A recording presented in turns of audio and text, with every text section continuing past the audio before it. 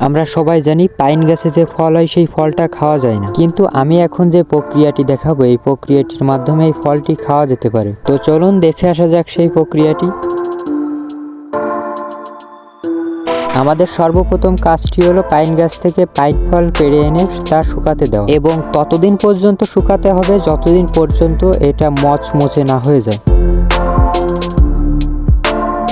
যখন ফলগুলো শুকিয়ে যাবে তখন পাইন ফলগুলোকে ভেঙে তারপর তার ভিতরের বীজকে বের করে নিতে হবে। এটি অনেক সাবধানে করবেন কারণ হাতে চোট লাগতে পারে। তাছাড়াও বীজের খোসার যে খোলস থাকে তাতে হাত ছেলেও যেতে পারে।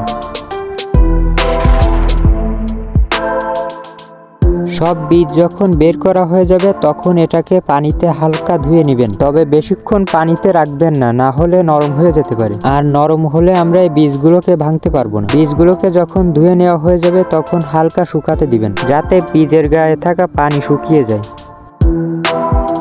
বীজের গায়ে থাকা পানি যখন শুকিয়ে যাবে তখন এটাকে এক একটি করে ভেঙে নেবেন এবং সাবধানের সাথে ভাঙবেন যাতে এর উপরের শক্ত অংশ ভিতরের নরম অংশের ভিতর ঢুকে না যায়, এতে করে বীজগুলো খারাপ হয়ে যেতে পারে।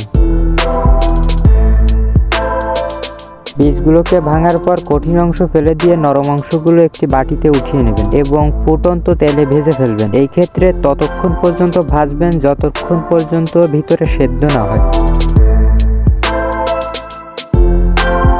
যখন বীজগুলো সেদ্ধ হয়ে যাবে তার সাথে আপনি যে কোনো সালাদ দিয়ে তারপর তার সাথে নাড়িয়ে নেবেন। সালাদের ক্ষেত্রে শসা, পেঁয়াজ, রসুন যে কোনো কিছুই দিতে পারেন, এতে করে খাবারটা আরো সুস্বাদু হবে। তাছাড়া শীতকালীন সবজি গাজর, মূলা, এমনকি ভুট্টার ব্যবহারও করতে পারেন।